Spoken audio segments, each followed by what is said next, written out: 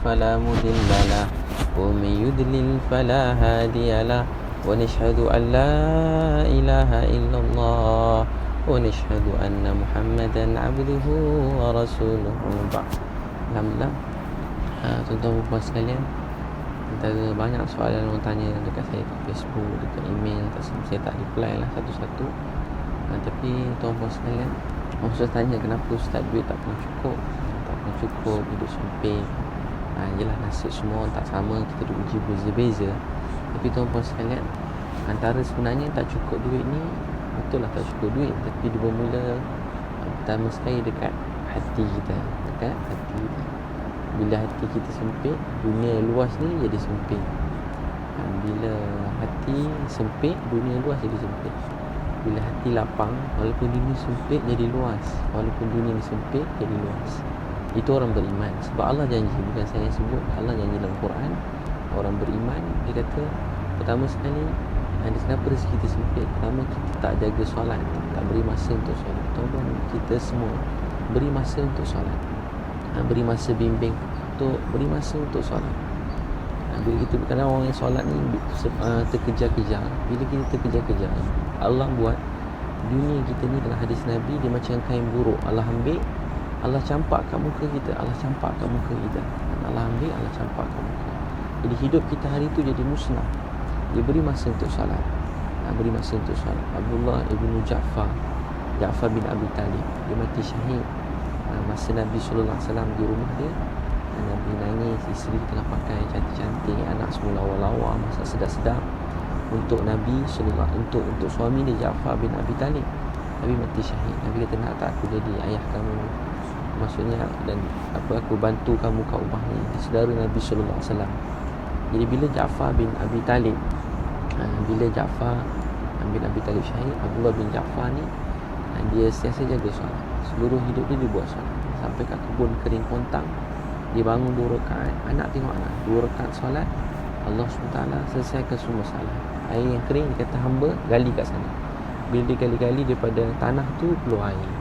Ada sahabat Nabi buat 2 rakaat solat, hujan tu turun kat kebun dia je. Hujan turun kat kebun dia bukan minta hujan.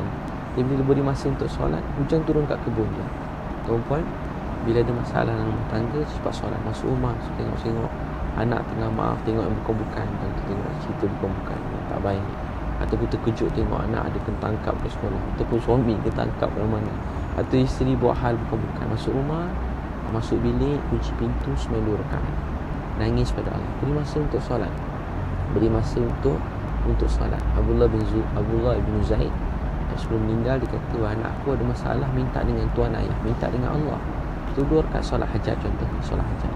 Saja aku solat sunnah hajat 2 rakaat kerana Allah. Contoh Fatihah, ayat kursi, rakaat pertama, Fatihah Allah. Bila sujud tahiyat, baca la ilaha illa anta subhanaka inni, ustaz saya hanya subhanaka inni kuntu minaz zalimin 10 kali. Betapa berat pun, gelap pun masalah tu, Allah buka jalan keluar. Baca 10 kali paling kurang. Kemudian kedua, baca Rabbana atina fid dunya hasanah wa fil akhirati hasanah wa qina azabannar. Supaya apa yang datang tu baik untuk dunia dan baik untuk akhirat. Baik untuk dunia, baik untuk akhirat 10 kali. Kemudian satu ayat yang ada satu orang tabi'in, dia sedang berjalan dalam fadilat solat. Ibnu Zakaria tulis dalam perjalanan, orang dia nak kena bunuh, jalan tiba-tiba terdesak, tak tahu nak buat apa. Saya selalu baca bila terdesak, baca amma yujibul mutarra idza da'a wa yasifu su'. Dan siapakah yang menyahut, maksud ayat tu, siapakah yang menyahut seruan orang yang teraniaya dan dalam kesusahan. Siapa yang tak aniaya dalam kesusahan, siapa yang menyahut. Tiba-tiba masa dia nak kena bunuh, orang tu nak bunuh dia juga. Datang satu orang pakaian begitu segak, telah pancung kepala musuh tadi.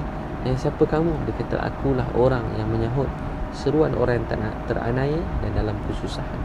Setiap kali kita terdesak, kita bukan nak minta buruk untuk orang, tapi kita nak jalan keluar untuk bagi masalah kita, kesedihan kita. Itu yang kita nak.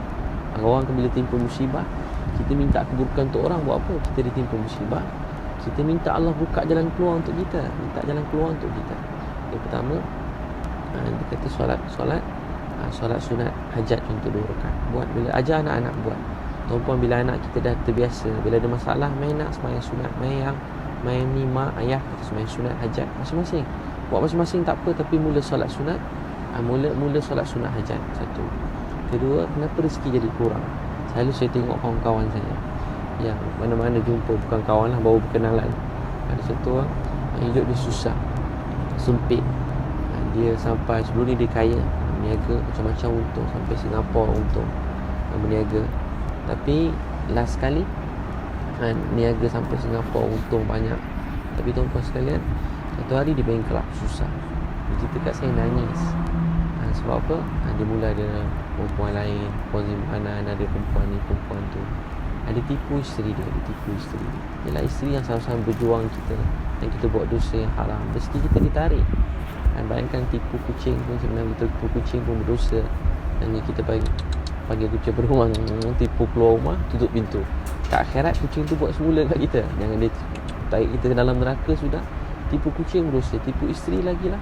Tuan-tuan sekalian, ada isteri yang kita sayangi, dijaga baik-baik. Nabi SAW sangat menyayangi isteri dia. Nabi sebut yang terbaik di kalangan kamu ialah nak tahu seorang tu baik ke tak, bagaimana dia melayan isteri dia. Tuan-tuan, untuk tu isteri yang sama-sama susah ni, kita berjuang, kita hargai dia, sayangi dia, dan hargai isteri yang halal untuk kita. Jaga dia baik-baik. Jangan tipu dia rezeki kita hilang. Kita boleh tipu, mungkin sampai kita mati tak ada orang tahu, kita dengan Allah lah Maha Pengampun. Tapi kita bertaubat pada Allah, kita semua buat silap. Tapi yang terbaik antara kita minta ampun, jaga perasaan isteri kita istighfar, kita berdoa. Sama juga isteri yang tipu suami, istighfar, minta ampun pada Allah. Allah Maha Pengampun, Maha Penyayang. Ketiga, jangan, kawan saya tadi tu dia nangis, dia beri masa untuk solat kat masjid. Dia semayang syak kat masjid. Dah lama hidup dia dah miskin, kereta kena jual, susu anak tak ada. Dia semayang syak kat masjid. Tengah semayang syak, ada satu orang lelaki datang kat dia, orang Pakistan, pendakwah. Dia kata, tadi saya pergi KLCC tu cantik lawa. Tiba-tiba sebelum pergi naik teksi, orang teksi tu kata, saya buat. Dia kata, takkanlah lepas bawa KLCC, bawa teksi. Rupanya kerja kontrak kat situ pun dia bangga. Dia kata, KLCC dulu, hutan sini saya buat dulu. Dia kata orang bawa teksi tu. Kata ustaz yang dari Pakistan tadi, dia kata begitulah kita dalam dunia ni, di akhirat. Dia kata Tuhan banyak buat baik sebelum ni. Setiap kebaikan tuan-tuan buat untuk agama, semua Allah SWT akan hitung di hari akhirat. Apa saja tuan-tuan perempuan beri untuk agama, kita ingin dikaitkan dengan kebaikan. Dengan dunia orang kata, main berdakwah, tak apa abang jalan dulu. Main kita pergi qiyamul lail, tak apa abang jalan dulu. Tak apa yang awak jalan dulu. Main kita buat taklim bang, tak apa awak jalan dulu. Mari kita masuk syurga, tak apa awak masuk syurga, saya masuk lambat. Untuk dalam dunia semua boleh jawab macam tu. Mari kita ambil jalan halal, tak apa. Tapi bila di akhirat, kita semua ingin dikaitkan dengan agama. Kita semua kata, saya dulu pernah beri sedekah, saya pernah sayang keluarga. Ataupun kedua, jaga isteri dengan baik. Jangan tipu isteri kita, rezeki kita hilang, atau pasangan atau suami kita. Ketiga, jaga mak ayah dengan baik. Saya pernah cerita kat Coket, saya tengah ada orang minta sedekah. Saya nak bagi duit tak ada, ajak duit makan, bolehlah belanja, saya ajak dia makan. Dia saya ajak dia makan, masa makan saya pun nak ceramah. Dia ada penyakit HIV semua sekali, dah sakit dah. Dia nak makan, dia kata, ustaz, hidup saya mula susah ni sebab mula-mula saya pukul mak saya pukul ayah saya. Sebenarnya itu penyakit datang, rezeki saya susah, hisap dadah. Terus hari tu juga, dia kata saat dia buat tu, terus sakit datang, terus musibah tak berhenti-henti datang, dengan dia lawan mak ayah. Seorang pakcik saya, ada saudara saya, walaupun dia bukan Islam, dia khidmat atuk nenek saya. Dia khidmat, dia jaga, dia khidmat, belikan tempat tidur yang bagus, yang banyak. Walaupun baca pun tak berapa pandai, sekarang berniaga, mencurah-curah rezeki, jaga mak ayah. Dalam hadis Nabi, saya buat baik pada mak ayah, balasan segera. Buat buruk pada mak ayah, balasan segera. Jadi tuan-tuan sekalian, jangan jauhi 3 perkara. Jangan tinggal solat, beri masa untuk solat. Jangan aniaya isteri, jangan zalimi isteri, jangan tipu isteri. Jangan tipu isteri. Ketiga, rezeki hilang. Tuan-tuan ada projek dah sign lah, tapi tipu isteri sekali je, rezeki terus hilang. Terus hilang terus, macam tak tahu macam mana. Tuan-tuan dah sign apa pun hilang. Ketiga, jangan dahaka pada mak ayah. Dengan mak ayah jangan tinggi suara. Layan mak ayah macam raja dan permaisuri. Mak ayah mertua kita. Isteri pun sama, layan mak ayah mertua dengan baik macam raja dan permaisuri. Tuan-tuan jaga 3 ni, tuan-tuan lihat bagaimana rezeki Allah mencurah-curah dalam hidup kita. Semoga Allah Taala beri taufik bagi kita. InsyaAllah minggu ni program di Sungai Petani 22 Oktober ni, hari Sabtu ni, MPSP, bagi Bandaran punya bangunan tu. Tuan-puan jemput datang ramai, jangan tertinggal kat utara ni, tak akhir lah insya-Allah. Jadi beramai-ramai datang. Daftar sekarang www.keluargasunnah.com atau WhatsApp 037 3666 848. ataupun time ni jangan terlambat hantui time ni tak sama kan. Boleh walk in tapi hari ni dia tak sama dengan harga masuk walk in lah.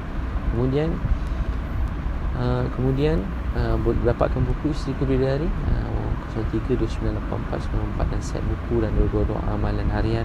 Ada murah tu 5 buku 100 je. Kemudian program anak-anak cuti sekolah 3 hari 2 malam saya buat di KL dan di Johor Bahru. Nombor sama lah 0736666848 atau website untuk program pelajar atau program korporat yang lain www.transformjiwa.com. Saya tuan-puan, Allah beri masa untuk solat, beri masa untuk isteri, beri masa untuk